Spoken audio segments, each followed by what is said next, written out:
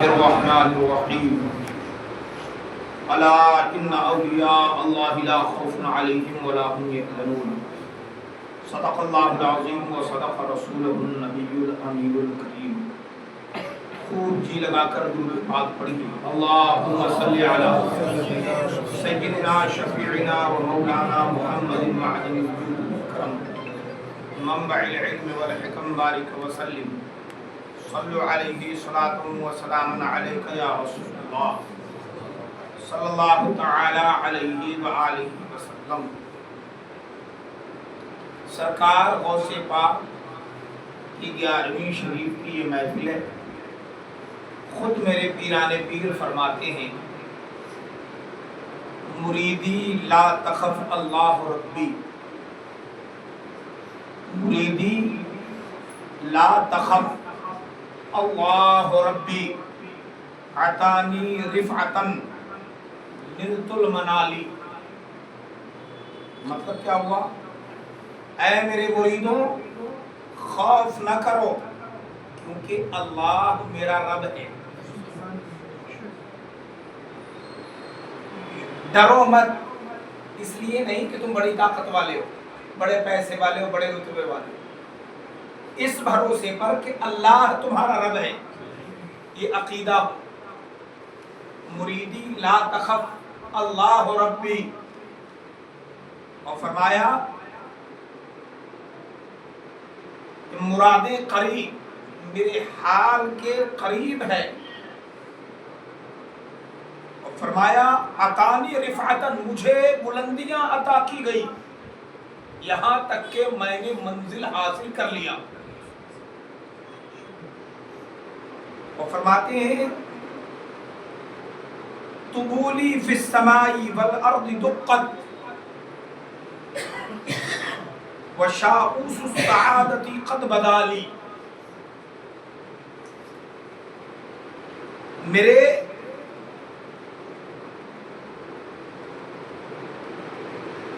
جلووں میں خیر و کرم کے نقیب ہیں اور چرچے ہیں آسمان سے زمین تک میری کمال کے۔ خود غور سے بات فرما رہے ہیں بلاد اللہ ملکی تحت حکمی، اللہ کے جو شہر ہیں وہ میری ملکیت ہے۔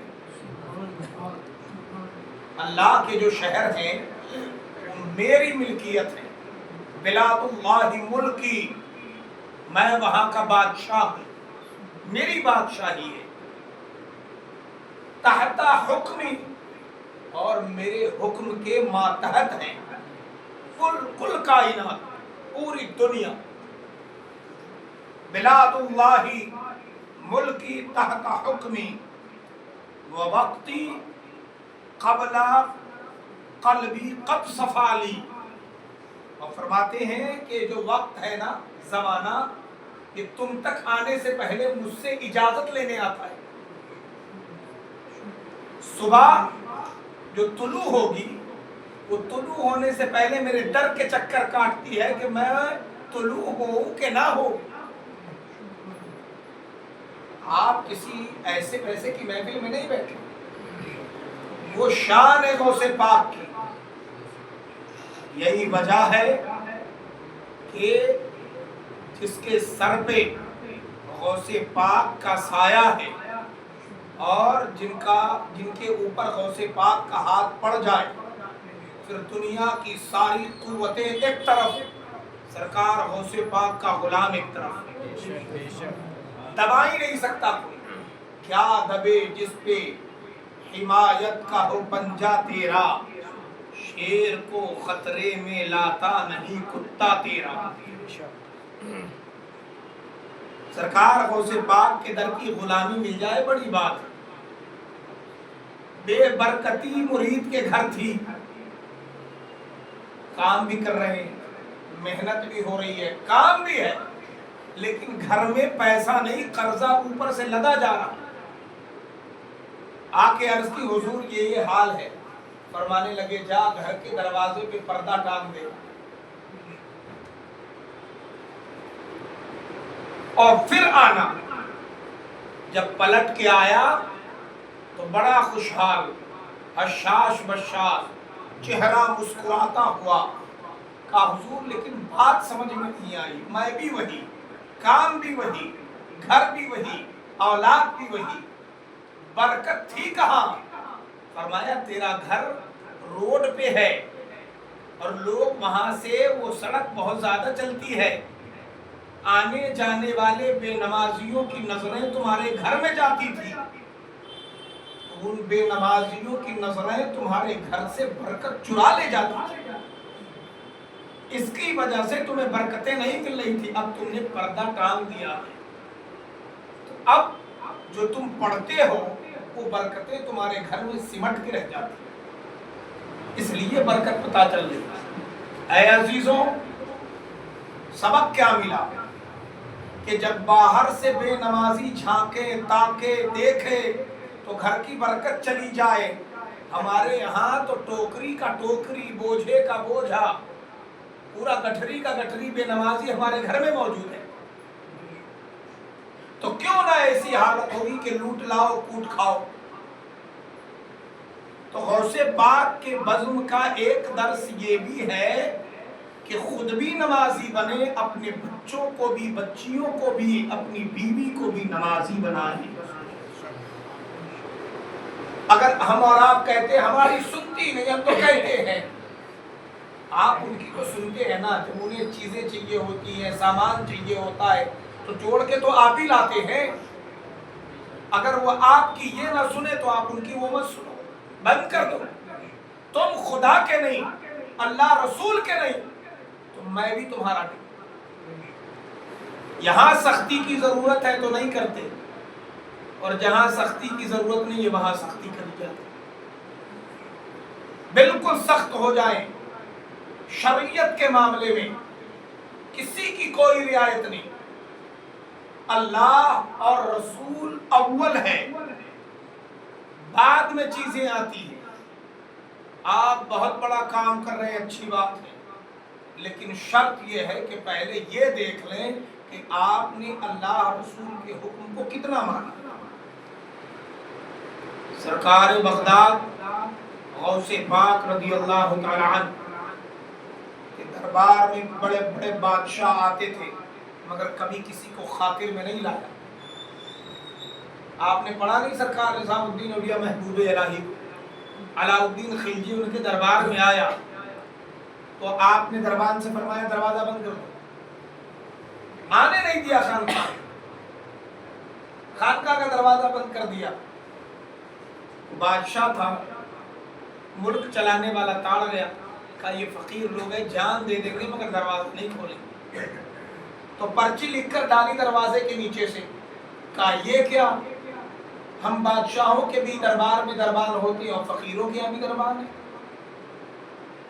تو جواب واپس لکھ کے بھیجا گیا دروازے کے نیچے سے، پھر کھسکا کر جواب بھیجا گیا کہ تمہارے یہاں دربان ہوتے ہیں غریبوں فقیروں کو روکنے کے لیے، فقیر کے دربار میں جو دربان ہے وہ تم جیسے بادشاہوں کو روکنے کے لیے.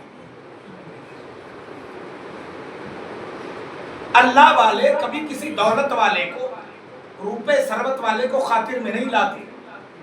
یہی وجہ ہے کہ دولتیں ان کے ٹھوکروں میں رہتی ہیں، ان کی کوئی وقعت نہیں ہوتی. سرکار غوث پاک خود فرما رہے ہیں وقتی قبل قلبی قد صفاتی نظرت الی بلاد اللہ جمعا. میں اللہ کی پوری دنیا پر ایک بار میں ایسے نظر رکھتا ہوں کخردلۃ علی حکم اتصالی، جیسے میں ہاتھ کی ہتھیلی پہ رائی کا دانہ دیکھتا ہوں، پوری دنیا پر ایسے نظر رکھتا ہوں. اور فرمایا درست العلم حتی صرت قطبا ونلت السعد من مولا الموالی. فرمایا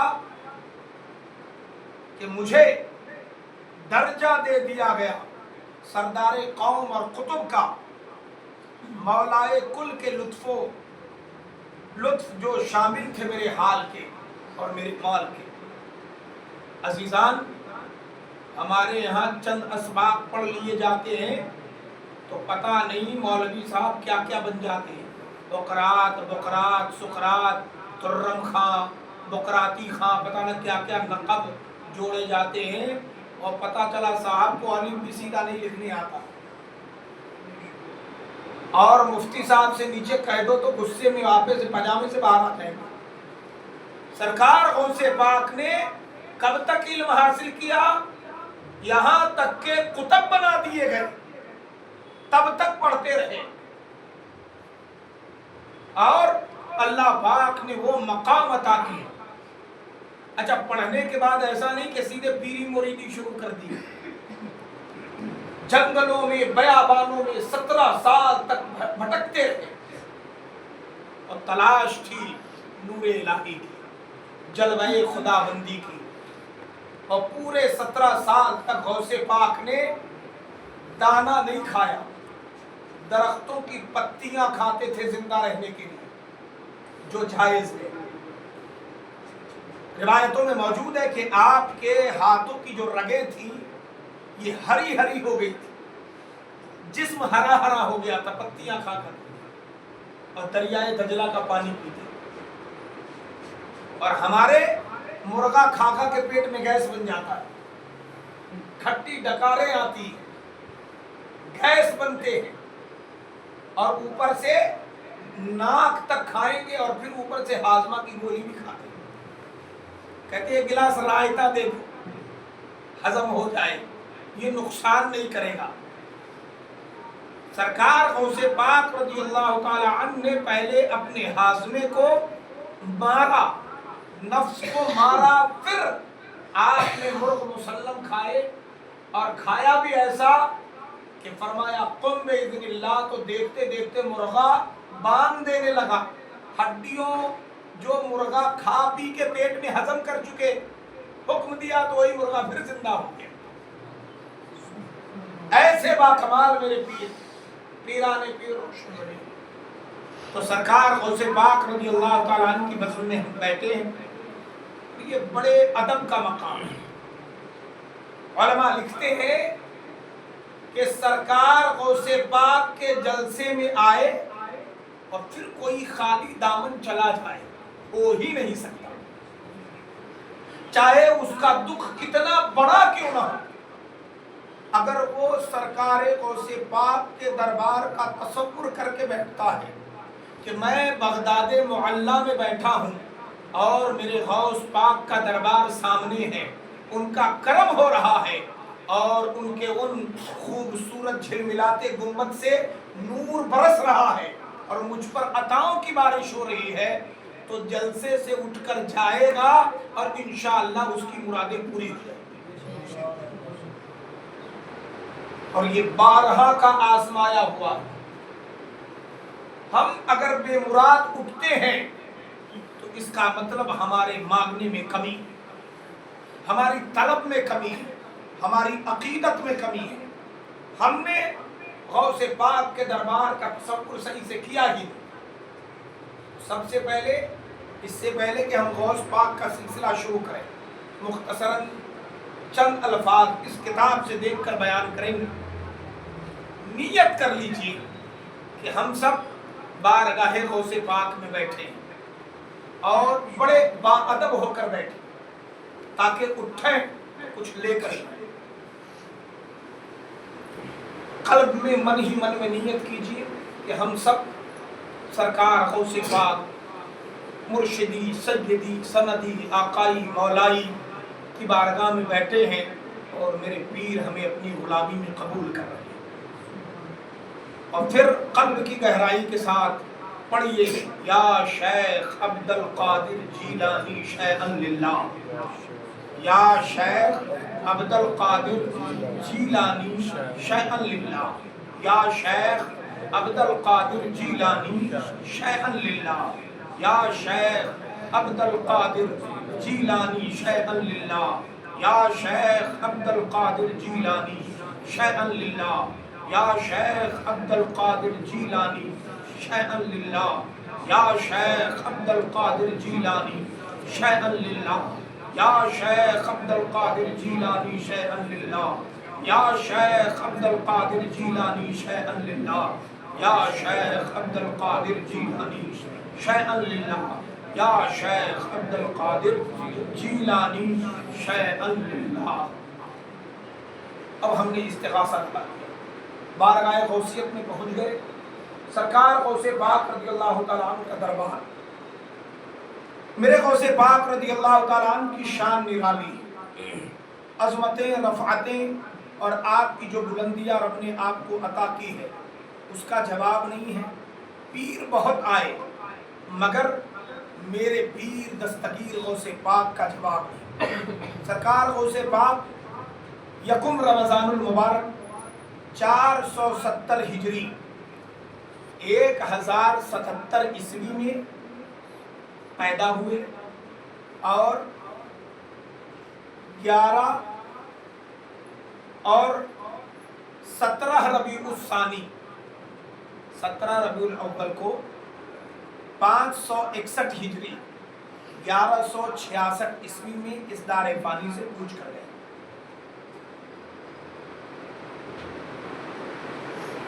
آپ کی ولادت باسعادت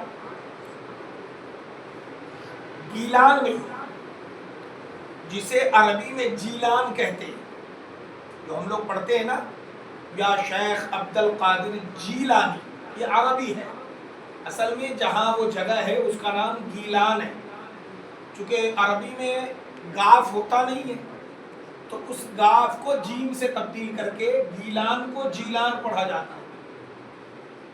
آپ کا نام نامی اسم گرامی سید عبد القادر رضی اللہ تعالیٰ عنہ ہے۔ آپ کی کنیت ابو محمد اور لقب محی الدین اور محبوب سبحانی، پیر لاسانی، شہباز لامکانی، محی الدین الشیخ عبد القادر جیلانی رضی اللہ تعالیٰ عنہ۔ آپ کے والد ماجد کا اسم شریف سید ابو صالح موسیٰ جنگی دوست اور والدہ ماجدہ کا نام ام الخیر فاطمہ ہے۔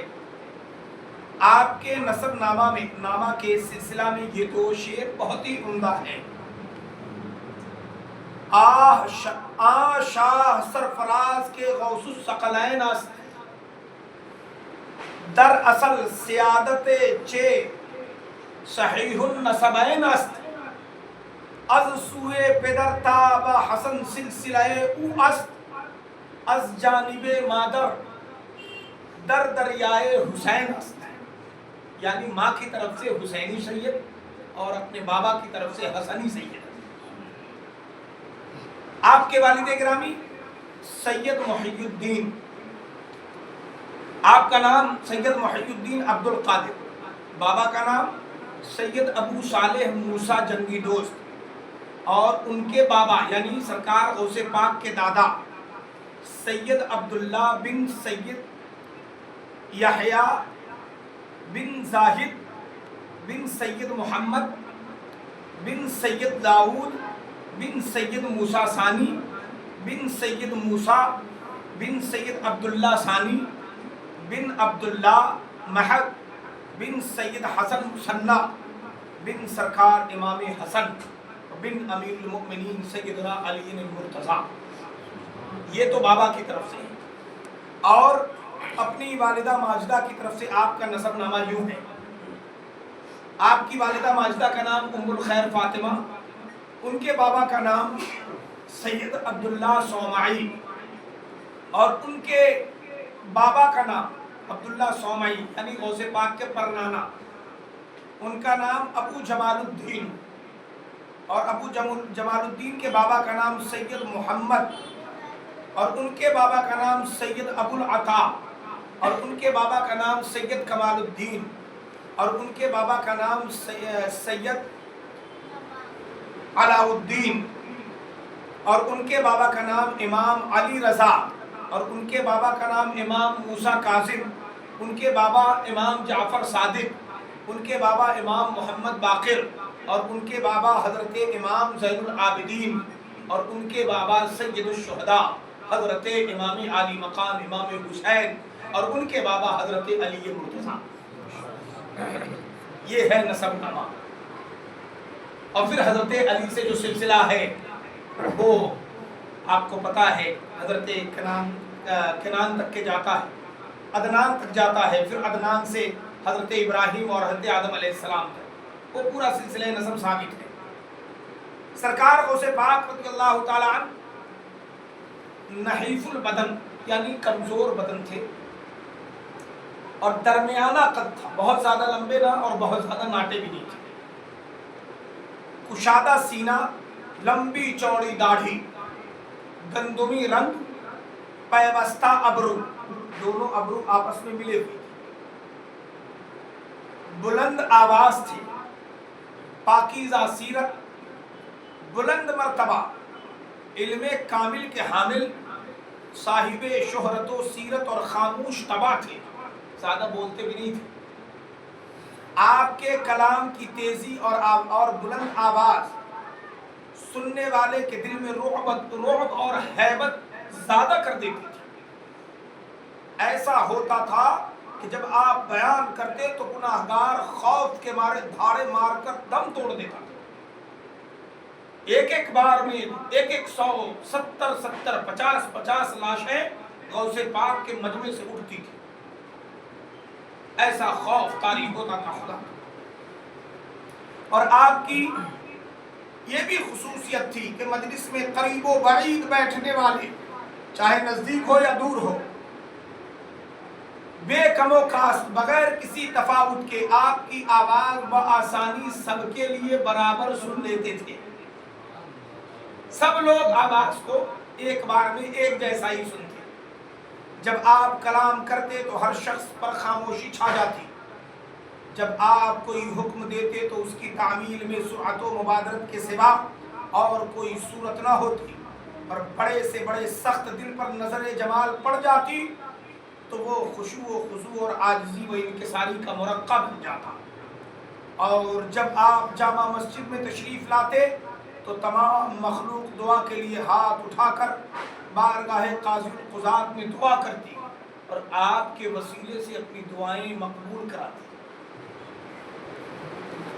سرکار غوث پاک رضی اللہ تعالیٰ عنہ کی ولادت سے پہلے بہت سارے اولیاء نے مبارکبادیاں پیش کی، پیشین گوئیاں دی اور بتایا کہ ایک بچہ آئے گا جس کا نام عبد القادر ہوگا.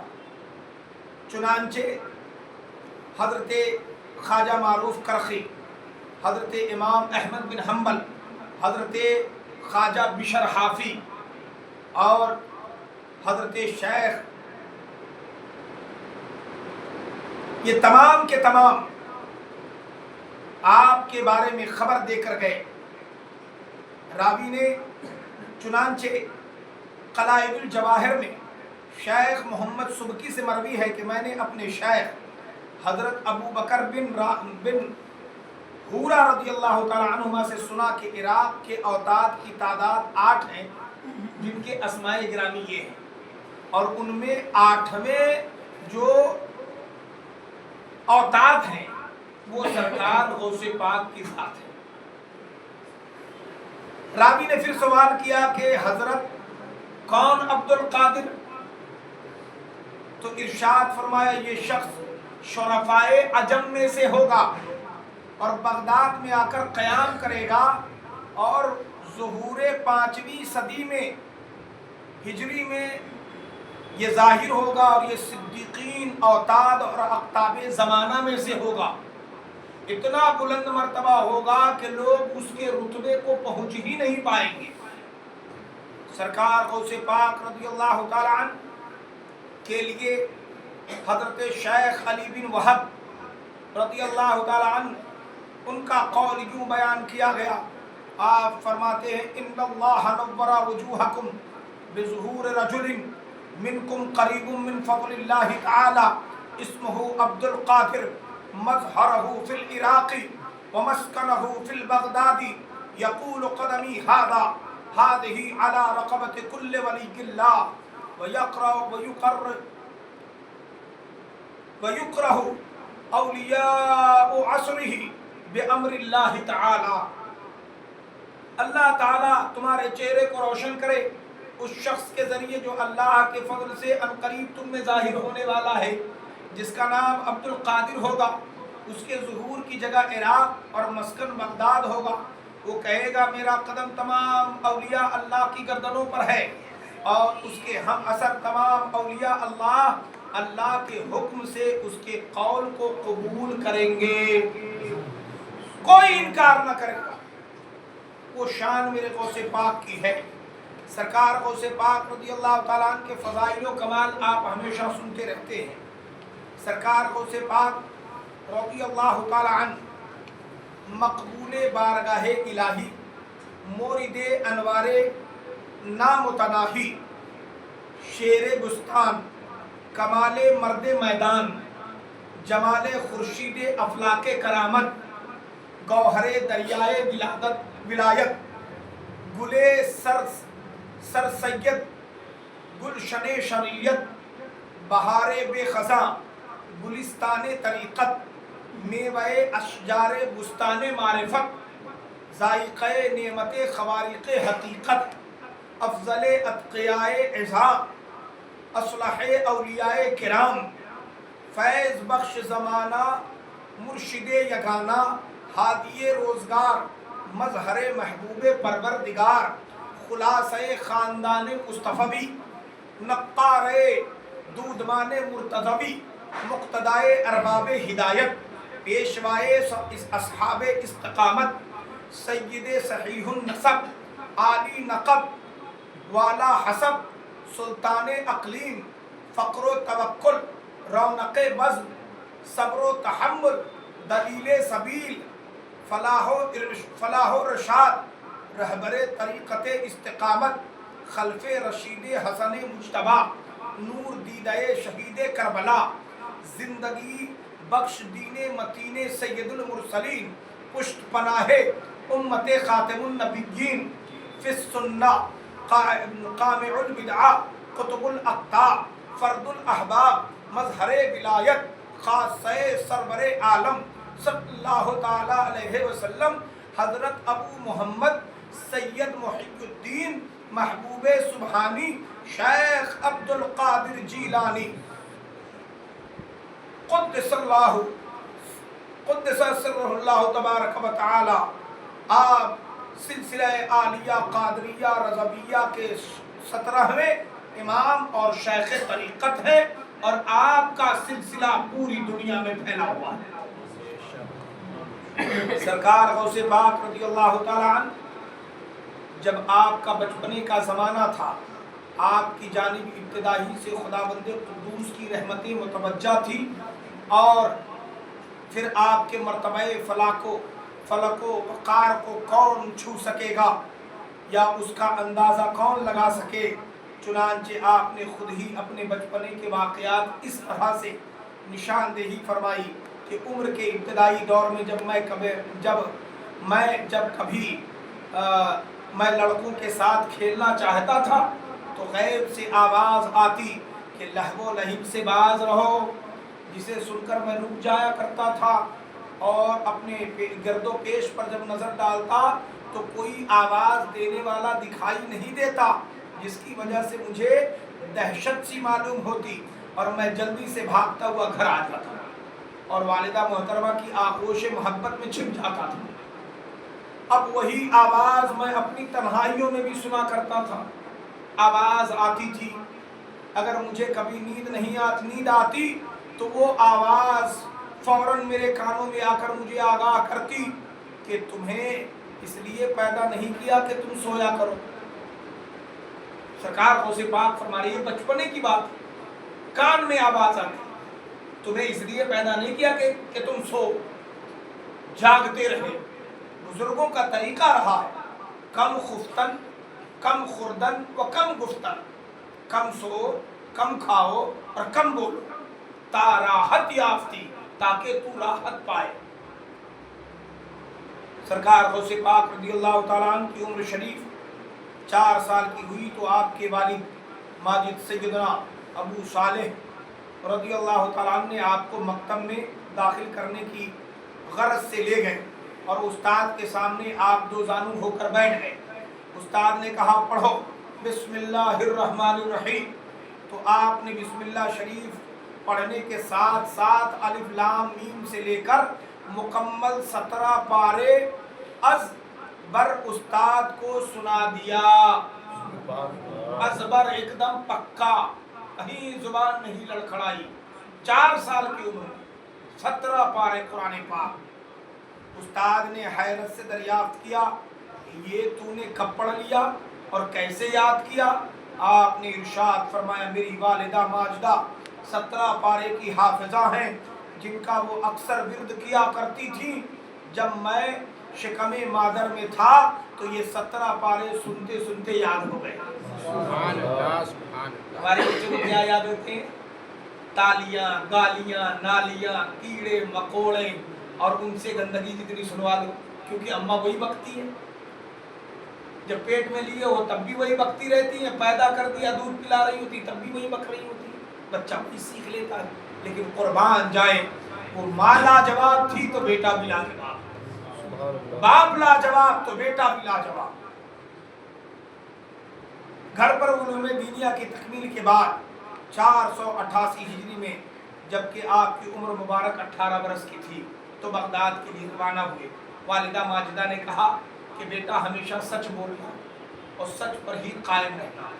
صدق مقال کی تاکید کی کہ قول میں سچے رہنا اور جھوٹ سے بچنا. والدہ نے 40 اشرفیاں بغل میں سل دی اور جس قافلے کے ساتھ آپ بغداد جا رہے تھے ڈاکوؤں نے گھیر لیا. 40 ڈاکو تھے، سب کا مال لوٹ لیا. آپ کے پاس آئے، کہنے لگے صاحبزادے آپ کے پاس بھی کچھ ہے؟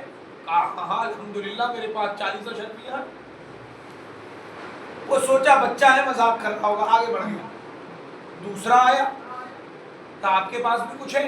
کہا ہاں میرے پاس 40 اشرفیاں ہیں. ڈاکو حیران کہ سب تو مال چھپاتے یہ بتاتے. 3 کو یہی جواب دیا تو چاروں نے جا کے اپنے سردار سے بتایا کہ وہ سارا مال تو ہم نے جمع کر لیا، سب کو قید بھی کر لیا ہے، مال متا سب چھین لیا، لیکن ایک بچہ بڑا عظیم ہے. وہ اس سے پوچھو کچھ ہے تو کہتا ہاں 40 اشرفیاں ہیں. چھپاتا نہیں جبکہ سب چھپا رہے. کوئی کہیں چھپا رہا کہ کوئی کہیں چھپا رہا، وہ چھپاتا نہیں بتا رہا ہے. سردار نے کہا بلا کے لاؤ. بلا کے لایا گیا. سرکار بغداد پہنچے. کہا یہ کہتے ہیں کہ آپ کے پاس 40 اشرفیاں. کہا الحمدللہ ہے. کہا کہاں ہے؟ کہا میرے صدری کے تہمے میری والدہ نے میرے بغل میں سل رکھا ہے. کہا دکھائے. آپ نے وہ جو سلائی کری تھی والدہ نے اسے پھاڑا تو وہ 40 اشرفیاں باہر آ گئی. ڈاکو کا سردار حیران ہے، ڈاکو حیران ہے کہ یہ کیسا بچہ ہے، اپنا مال خود اپنے ہاتھوں سے ہمارے حوالے کر رہا. چاہتا تو چھپا لیتا. کہا آپ چاہتے تو بچا لیتے. کہا پھر تو جھوٹ ہو جاتا نا. آپ نے پوچھا تھا کچھ ہے تو میں آپ کو بتا دیا، اور میں نے اپنی والدہ سے وعدہ کیا تھا. میری ماں نے کہا تھا بیٹا جھوٹ نہ بولنا، تو میں نے وعدہ کیا تھا والدہ مر جاؤں گا مگر جھوٹ نہیں بولوں گا، تو میں نے سچ بتا دیا.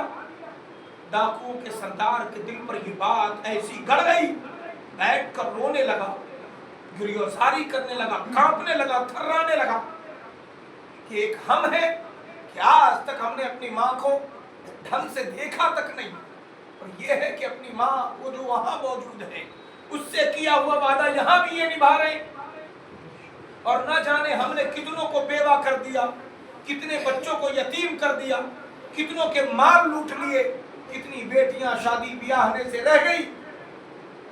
اپنے گناہوں کا احساس کر کے وہ تڑپنے لگے.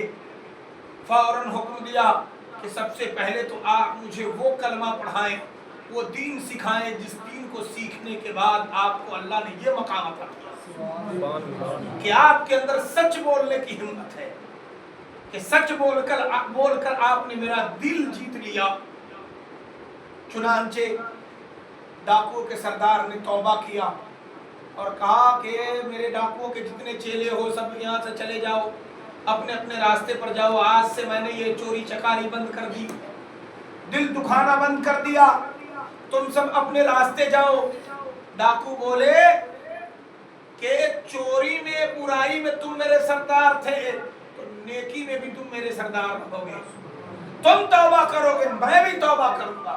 چنانچہ غوث پاک کے ہاتھوں پر ان 40 ڈاکوؤں نے توبہ کیے، اور کرم یہ ہوا کہ غوث پاک کی نگاہ ولایت نے جو 18 سال کی عمر تھی، جب آپ کی نگاہ ڈالی تو ان 4 ڈاکوؤں کو نہ صرف مسلمان کیا بلکہ ولی کامل بھی بنا دیا۔ نعرے تکبیر، نعرے رسالت، مسلک اعلی حضرت، جشن غوث الورا، جشن غوث الورا، یا غوث یا غوث، نعرے تکبیر، نعرے رسالت۔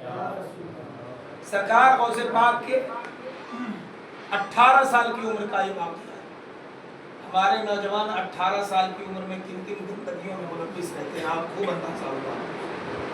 خاص طور سے ان کی تنہائیاں بڑی گندی ہوتی ہیں، بہت بری۔ اے لوگوں، بزرگوں نے کہا ہے، اردو میں بڑا مشہور ہے، کر جوانی میں عبادت کاہلی اچھی نہیں، گر بڑھاپا آ گیا کچھ بات بن پڑتی نہیں۔ اور نوجوانوں، اپنے دلوں کو، دماغ کو پاک کرو۔ غوث پاک کا یہ واقعہ میں نے اس لیے بیان کیا تاکہ جو نوجوان ہیں ان کے دل صاف ہو جائے۔ دیکھیں غوث پاک نے 18 سال کی عمر میں 40 ڈاکوؤں کو کلمہ پڑھایا، ولی بھی بنا دیا۔ ہم غوث نہیں بن سکتے، غلام غوث تو بن سکتے ہیں، ان کی خصلتیں تو اپنے اندر پیدا کر سکتے ہیں، حلال کھا کر، حلال کما کر کے اپنے بچوں کی پرورش تو کر سکتے ہیں۔ اس لیے ضروری ہے کہ غوث پاک کی زندگی کو اپنے اندر شامل کریں۔ آپ کے پیر کا نام حضرت شیخ ابو سعید مبارک مخزومی رضی اللہ تعالیٰ عنہ، انہی سے آپ نے بیعت کی اور انہی سے آپ کو خلافت ملی۔ سرکار غوث پاک کا اخلاق کریمانہ بڑا لاجواب ہے، اور میرے غوث پاک رضی اللہ تعالیٰ عنہ کی صفت کریمانہ بھی بڑی لاجواب ہے۔ جو آپ کے قریب ہوتا کبھی بھی آپ کو چھوڑ کر نہیں جاتا۔ جب غوث پاک بہت بڑے مقام پر پہنچ گئے اور عبادتوں میں مصروف رہنے لگے، دنیا چھوڑ دیا، تو ایک بار اچانک ایک بادل آیا، اور بادل سے آواز آئی، عبد القادر میں تم سے راضی ہو گیا، اب تمہارے یہ پاؤں میں جو چھالے پڑ جاتے ہیں نا، مجھ سے دیکھا نہیں جاتا، اب بس کرو، میں تم سے راضی ہوں، نہ کرو عبادت۔ سرکار بغداد نے نظر اٹھائی، پڑھا لا حول ولا قوت الا باللہ العلی العظیم، فرمایا تو تو ابلیس مردود ہے۔ جیسے آپ نے لا حول پڑھا ہے، فوراً بادل چھڑ گئے، تو آواز آئی، عبد القادر جا، تجھے تیرے علم نے بچا لیا۔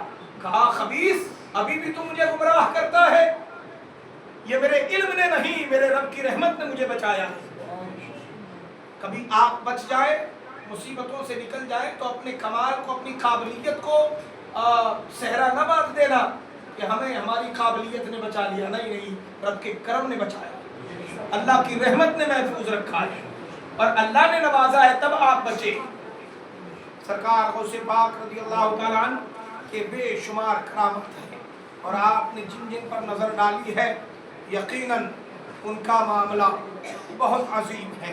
سرکار غوث پاک رضی اللہ تعالیٰ عنہ نے بے تحاشا مردے بھی زندہ کیے ہیں۔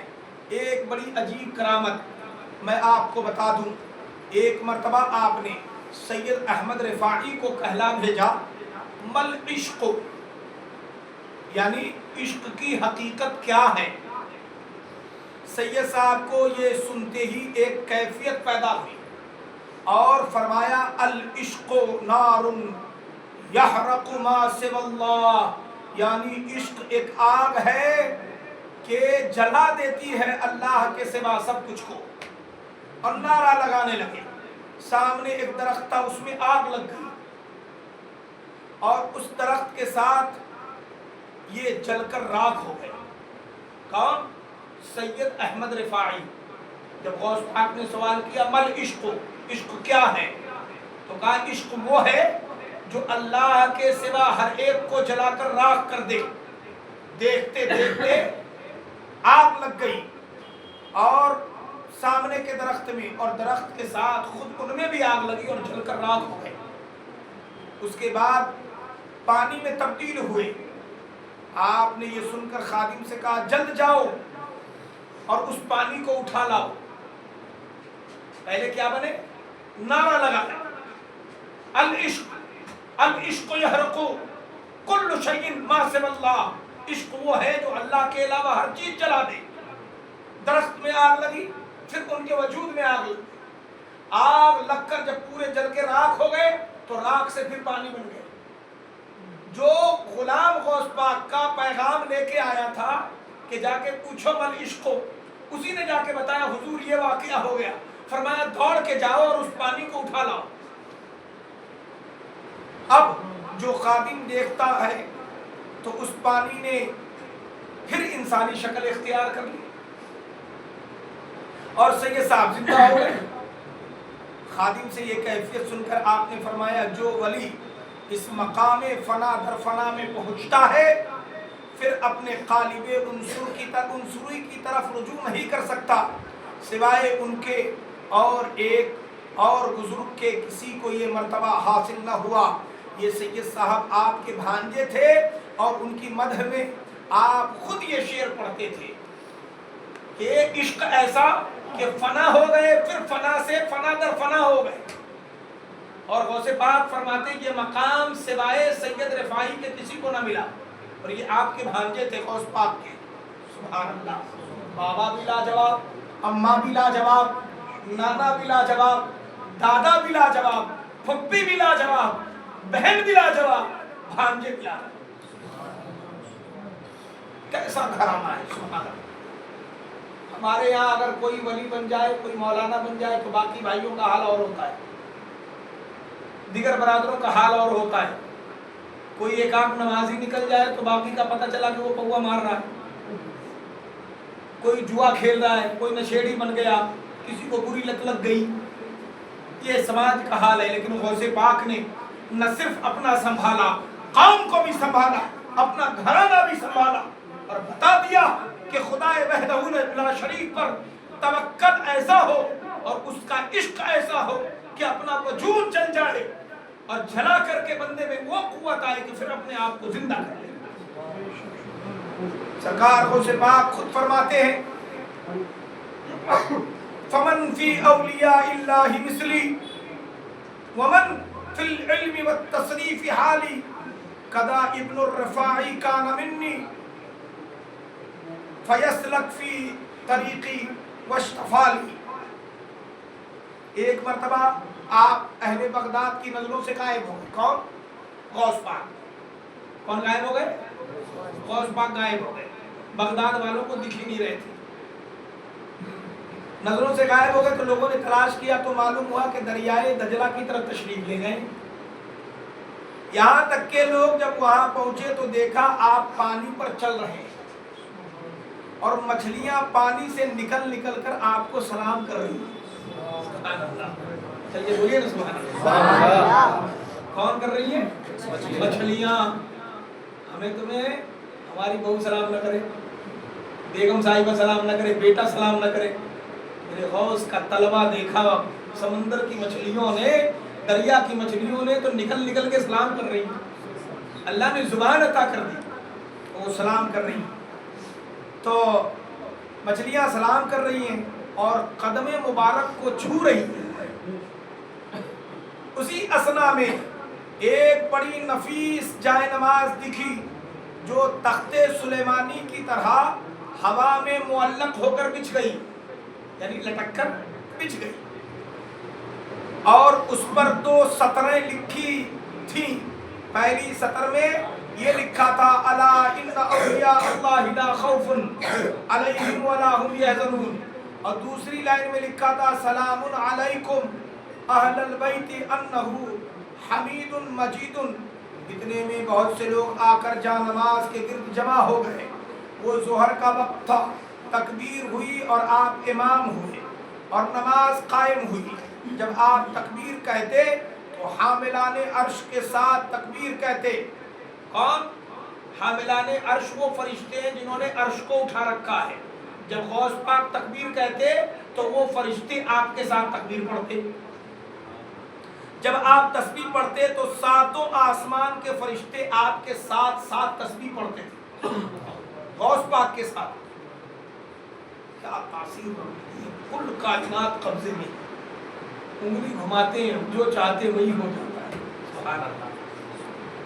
جبھی تو غوث پاک فرماتے ہیں میرا چاہنے والا دنیا کے کسی کونے سے مجھے پکارے اور مصیبت میں ہو، میں اسی وقت اس کی مدد کرتا ہوں، مگر پکارنے کا سلیقہ چاہیے، محبت ہونی چاہیے، طلب سچی ہو۔ یہ نہیں کہ پکاریں گے پتہ نہیں مدد ہوگی کہ نہیں ہوگی، تو پہلی ڈھلم ڈلی ہو گئے۔ جب بھلول یقین پہلے ہی ہو گئے تو کہاں مدد ملے گی؟ یقین کامل ہو اور پھر پکارے، انشاءاللہ سرکار غوث پاک مدد کو آتے ہیں۔ حضرت علامہ جمیل احمد قادری کہتے ہیں مریدی لا تخف کہہ کر تسلی دی غلاموں کو، قیامت تک رہے بے خوف بندہ غوث اعظم کا۔ اور فرمایا عزیزوں کر چکو تیار جب میرے جنازے کو، تو لکھ دینا کفن پر نام والا غوث اعظم کا۔ اور فرشتوں اور کہتے جب مجھے میں قبر میں جاؤں گا، سوال جواب ہو جائیں گے، قیامت کے دن جب جنت میں جاؤں گا فرشتے روکیں گے تو بتائیں میں کیا کہوں گا؟ فرشتوں روکتے کیوں ہو مجھے جنت میں جانے سے؟ یہ دیکھو ہاتھ میں دامن ہے کس کا؟ غوث اعظم۔ یہ دیکھو ہاتھ میں دامن ہے کس کا؟ غوث اعظم کا۔ اور جب آپ سمیع اللہ لمن حمیدہ کہتے تو آپ کے لبوں سے سبز رنگ کا نور آسمان کی طرف جاتا۔ جب نماز سے فارغ ہوئے تو یہ دعا کی، اے پروردگار میں تیری درگاہ میں تیرے حبیب اور بہترین خلائق حضرت محمد مصطفیٰ صلی اللہ علیہ وسلم کو وسیلہ کر کے دعا کرتا ہوں کہ تو میرے مریدوں اور مریدوں کے مریدوں کو جو میری طرف منسوب ہوں بغیر توبہ کے روح قبض نہ کرنا۔ قادریوں اپنی قسمت پر مسکراؤ، جب قیامت کے دن ندا ہوگی، ندا ہوگی، کہاں ہو قادری؟ ندا جب دی جائے گی کہاں ہے قادری؟ کر لو نظارہ غوث اعظم کا، کہاں ہے؟ آؤ غوث اعظم کا نظارہ کرو۔ وہ غوث پاک نے دعا کی ہم مریدوں کے لیے، اللہ میرے مریدوں کے مریدوں کے مریدوں کو تب تک موت نہ دینا جب تک اس کی توبہ نہ ہو جائے، بغیر توبہ کے روح قبض نہ کرنا۔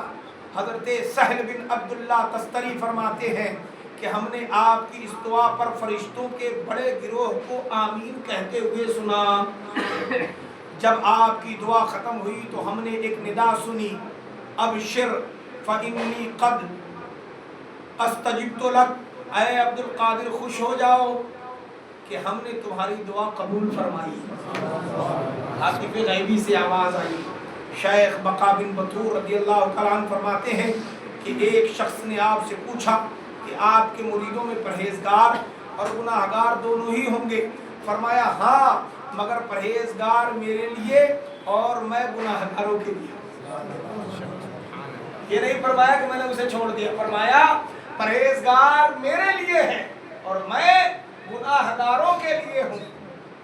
للہ الحمد کے یاور ہے نصیبہ میرا، للہ الحمد کے یاور ہے نصیبہ میرا، بن گیا دم میں کبھی کا جو تھا بگڑا میرا، کر سکے گا کوئی بدخواہ بھلا کیا میرا، کر سکے گا کیا کوئی بدخواہ بھلا کیا میرا، مہرباں مجھ پہ ہے اللہ تعالی میرا۔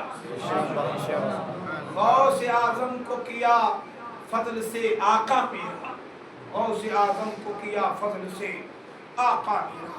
حضرات سرکار غوث پاک رضی اللہ تعالیٰ عنہ کہ بہت سارے کرامات ہیں، انہی کرامات میں سے ایک بڑا دلچسپ واقعہ ابھی مغرب کے بعد بھی میں نے بیان کیا تھا चंद लफ्ज़ों में सुन लीजिए, फिर सलातो सलाम पढ़ते हैं। सरकार गौसे पाक, हम लोग कहीं भी जाते किसी पीर साहब के यहाँ, तो पीर साहब कहते भाई मुरीद होने आए हो, वज़ू करके आओ, पाक साफ हो, जी हाँ पाक साफ है, गुस्ल किया है, जी बिल्कुल, वज़ू कराओ, सर पे टोपी रखना, और ये शर्तें हैं। फिर पीर साहब तौबा करवाते हैं, कहते हैं वादा करो, नाच नहीं देखूंगा, गाना नहीं गाऊंगा, झूठ नहीं बोलूंगा, चुगली नहीं करूंगा, नमाज नहीं छोड़ूंगा, और तमाम बुरी बातों से बचता रहूंगा, बुराइयों की तरफ देखूंगा भी नहीं, ज़िनाकारी, बदकारी, अय्यारी, मक्कारी, हर तरह की बुराइयों से बचता रहूंगा, और बदअकीदों से भी बचूंगा, उनसे मेल जोल नहीं रखूंगा। ये सारे वादे लिए जाते हैं। गौस पाक के दरबार में ये पहला मुरीद आया, टॉप नंबर का चोर और झूठा बहुत बड़ा। कहा हुजूर मैं आपके पास मुरीद होने आया हूं, तमाम बुराई छोड़ दूंगा, मगर मेरी एक शर्त है कि मैं चोरी करना नहीं छोड़ूंगा। बड़ा ढीठ मुरीद। सरकार गौसे पाक ने फरमाया फिर तुझे मुरीद नहीं करते? कहा हुजूर मुरीद तो मुझे आपसे ही होना है। मैं कई पीर के पास हो आया, सबने कहा गौस पाक के पास जाओ। जब जिद कर बैठा तो सरकार गौसे पाक ने फरमाया कि तू जिद पे क्यों है? कहा हुजूर उससे मेरी रोजी रोटी चलती है, वही मेरी कमाई का जरिया, कुछ तो आता ही नहीं, अब चोरी भी छोड़ दूंगा तो बच्चे भूखे मर जाएंगे। कहा मैं तुझे चोरी की इजाजत तो नहीं दे रहा, लेकिन हाँ तुझे मुरीद एक शर्त पे करूंगा। तेरी शर्त है कि तू चोरी नहीं छोड़ेगा, मेरी शर्त यह है कि तू पांचों टाइम की नमाज, पांचों टाइम की आजान पाबंदी से देगा। बस तू आजान दिया करना, नमाज पढ़े ना पढ़े वो तेरी जिम्मेदारी, हालांकि फर्ज है, तू बस आजान दे दिया करना, बस बात खत्म। यही एक शर्त का, बस इतनी सी। ये तो बहुत आसान है, मुझे आजान भी आती है और पढ़ के सुना भी दिया गौस पाक को आजान। कहा हुजूर सही पढ़ा? बोला बिल्कुल सही है, बस टाइम से तू आजान देना। मुरीद कर दिया। मुरीद जब गौसे पाक ने कर दिया, अब ये घर गया, कहा या अल्लाह, अब अगर कहीं मैं चोरी करने गया और वहीं चोरी करते करते टाइम हो गया तो कैसे आजान दूंगा? अब इसी शशो पेश में 10-15 दिन निकल गए।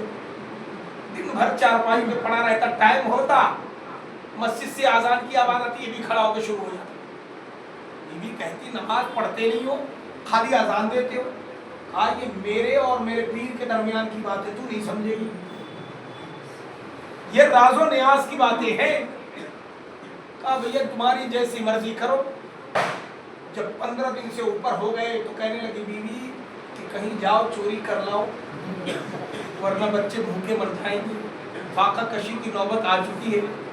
कहाँ जाऊं चोरी करने, टाइम ही नहीं है। अगर गया और आजान छूट गई गौस पाक को पता चल जाए, मेरी मुरीदी खत्म। शर्त है तूने आजान छोड़ा तो तू मेरी मुरीद से बाहर, मेरी बैत खत्म। और मैं ये बैत तोड़ना नहीं चाहता, क्योंकि बड़े शौक और बड़ी तमन्नाओं के बाद गौस पाक ने अपना मुरीद बनाया है, और ये मुरीदी मैं तोड़ूंगा नहीं। कहा तो कुछ तो करो। कहा अच्छा गौर करते हैं सबसे लंबा टाइम कौन से टाइम में मिलता है? तो पता ये चला ईशा और फजर के बीच में सबसे लंबा वक्त होता है। कहा एक काम करूंगा, ईशा की आजान देकर चोरी करने निकलूंगा। चुनांचे उसने पढ़ी ईशा की आजान और कांधे पे बोरिया लादा निकल गया चोरी करने। शहर के सबसे अमीर घर में हाथ मारा, दीवार फांद के चला गया। आसान था उसके लिए, सारी टेक्निक पता थी।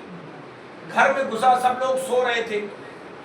तिजोरी खोली, जब तिजोरी खोला तो ढेर सारा नकद, उस जमाने में अशरफियां, सोने चांदी जवाहरात कई बोरों में भर लिया। अब वो लालच में भरता गया भरता गया भरता गया, ये ध्यान नहीं रहा कि टाइम खिसकता जा रहा है। चोरी करके जब बोरे भर लिए और निकलने लगा, आंगन में पहुंचा, سوچا کہ اب دیوار پھاندوں گا، مسجد کے مینار سے آواز آنے لگی اللہ اکبر، وہیں رک گیا، جھولا بورا سب پٹکا، کان میں انگلی ڈالی، شروع ہو گیا۔ آنگن میں جہاں چوری کی تھی وہیں آذان شروع کر دی۔ جب آذان سے فارغ ہوا تو پورے گھر والے نکل کے آ گئے، اور سب کے سب جب تک یہ آذان پڑھ رہے تھے اتنی دیر میں وہ وضو کر کے آ گئے۔ جب یہ دیکھا کہ پورے گھر والے آ گئے تو جھٹ سے سنت کی نیت باندھ کے کھڑے ہو گئے، اور بڑی دیر تک سنت پڑھتے رہے۔ جنہوں نے کبھی سنت پڑھی نہیں تھی آج بڑی لمبی سنت پڑھ جاتی، لوگ پیچھے سے کھکارنے لگے کہ جلدی ختم کرے ورنہ سورج نکل جائے گا۔ اب جب سلام پھیر لیا دیکھا یہ لوگ انتظار میں بیٹھے، کہا کیوں بیٹھے ہو؟ ارے حضرت نماز پڑھائیے، ہم لوگ آپ کی ابتدا میں نماز پڑھیں گے۔ اچھا رکو میں تسبیح پڑھی، پڑھنے لگے تسبیح۔ پھر ذرا دیر ہو گئی تو ایک آدمی جو بزرگ تھا وہ کھڑا ہوا، کہا ارے حضرت نماز پڑھائیے ورنہ سورج نکل جائے گا، نماز قضا ہو جائے گی۔ کہا مانتے کیوں نہیں ہو؟ میں کوئی امام یا کوئی ولی نہیں ہوں، میں چور ہوں، تو تمہارے گھر میں چوری کرنے آیا تھا، یہ دیکھو چوری کے کمال۔ ارے نہیں حضرت آپ اپنی ولایت چھپا رہے ہیں، نیک لوگوں کا یہ طریقہ ہے اپنی نیکی چھپانے کے لیے کوئی نہ کوئی برائی اپنے اوپر لے لیتے ہیں۔ کہا میں سچ میں چور ہوں، مان جاؤ۔ کہا نہیں مانتا، آپ نے چور سے ہمارا مال بچایا ہے، اللہ نے وہ رتبہ آپ کو دیا ہے، ہم تو سو رہے تھے، اللہ نے آپ کو بھیج دیا کہ ہمارا مال بچ گیا۔ بہت ضد پہ آئے تو کھڑے ہو گئے، کہا اچھا نہیں مانتے تو لاؤ۔ پڑھا دی نماز فجر کی، اور نماز فجر ہوئی، دعا ختم ہوئی نہیں کہ سب لوگ آ گئے، گھر والے نکلے، اور تمام کے تمام کوئی ہاتھ چوم رہا، کوئی پیشانی کا بوسہ لے رہا، اور پھر اس کے بعد جو انہوں نے ہاتھ میں نذرانے دیے تھے وہ الگ، اور جب چلنے لگے تو وہ جو چوری والا مال تھا ہر تھیلی میں سے ان کے لیے الگ تھیلی بھر کر انعام نذرانہ الگ سے دیا۔ گھر پہنچے تو جا کے اپنی بیوی سے کہا کہ میری بیوی آج غوث پاک نے میرا دل جیت لیا، مجھ جیسے بدکار کو نیکوکار بنا دیا، آج سے میں نے یہ کام بند کیا، آج سے چوری نہیں کروں گا۔ جیت گئے غوث پاک، ان کا شرط آگے چلا گیا، میرا شرط ہار گیا۔ میں نے کہا تھا چوری نہیں چھوڑوں گا، غوث پاک نے کیسی چال چلی کہ اس سے ایسی برائی ختم کر دی۔ ایک بار میں نے آذان دی، ایک بار نماز پڑھی تو اللہ نے اتنا بڑا رتبہ کر دیا، میرے غوث کی ہر بات پر میں عمل کروں گا تو نہ جانے رب میرا مقام کتنا اونچا کرے۔ عزیزوں شرط یہ ہے کہ اپنے پیر کی بات پر عمل کریں، اللہ کریم آپ کے دلوں کی دنیا کو آباد کر دے، غم ختم ہو جائیں گے انشاءاللہ۔ شرط ہے کہ عمل کریں۔ سرکار غوث پاک کا واقعہ ہم سنتے رہتے ہیں، لیکن غور کریے، ایک چور آزاد دیا، ذرا سننے میں مزاحیہ طریقے کا لگتا ہے، لیکن میرے غوث نے کیسے تبدیل کیا۔ ایک چور کو اتنی عزت، اتنا وقار، اتنا رتبہ۔ اللہ، ہم تو 5 وقت کی نماز کے قائل ہیں، ان کی 11ویں مناتے، انہیں دیکھا بھی نہیں اور محبت اتنی کرتے ہیں۔ ذرا سی توجہ کی ضرورت ہے، اپنے قلب و نظر کو حاضر کر لو، بارگاہ بغداد میں، بارگاہ سرکار بغداد میں حاضر ہو جائیں۔ مجال ہے کوئی غم آپ پہ چڑھ جائے، کوئی مصیبت چڑھ جائے، ایک پل میں مصیبت دور کر دے سرکار بڑے پیر۔